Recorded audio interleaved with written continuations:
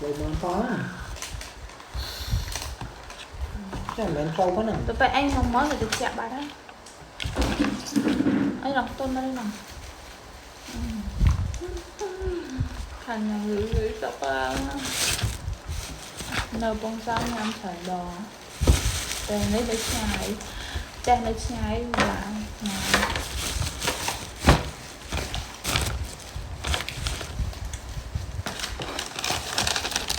ban nó mùi. Được người sao brand kia là bạn. Kẻ mình con thì tôi với cả. Như này.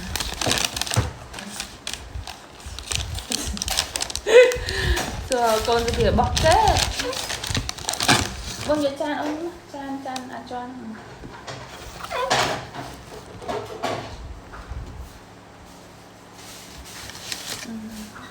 Mà chỗ mình phải nói người ta làm đi cho chicken bò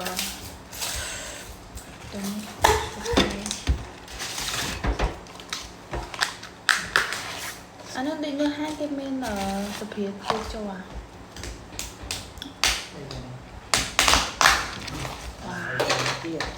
Anh nhá mấy anh nói ôi bà nó bán súp từ lầu.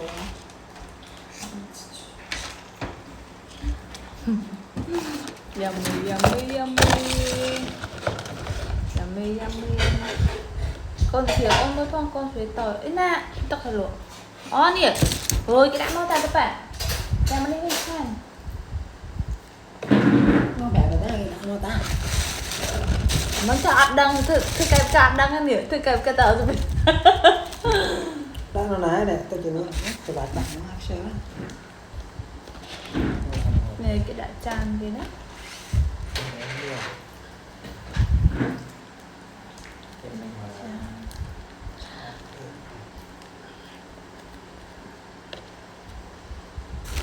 Ta ở cái than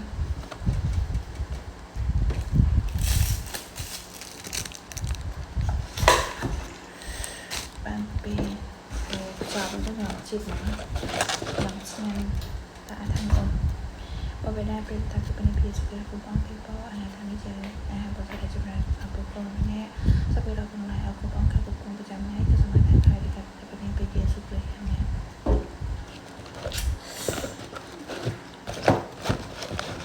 hamburger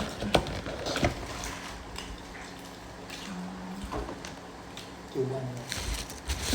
thế ăn biết được cái này thật luôn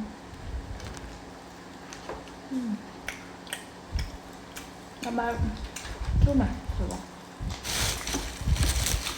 ngồi đặt mặt cái nào ông ấy đưa chị anh nhỉ quả son này chú à cái sọ quả son à chú à Là hai lần. Chú hình.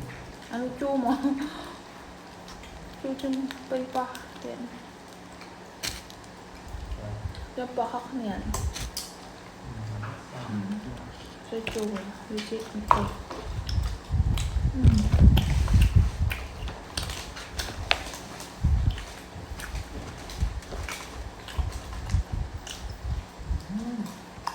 thì là thì còn một con kia một tiếng bây giờ ở trên tròn một con tới hai giờ rưỡi còn gặp thêm mà đông phải khi nó bây giờ là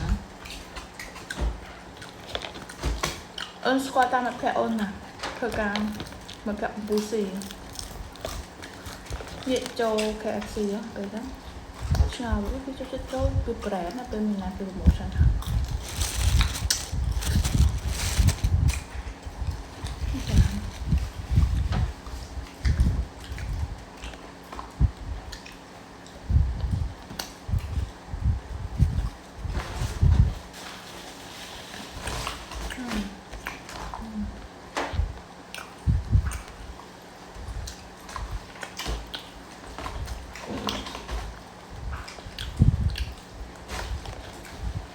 áo khẩu trang mang khỏe sao đây tụi mình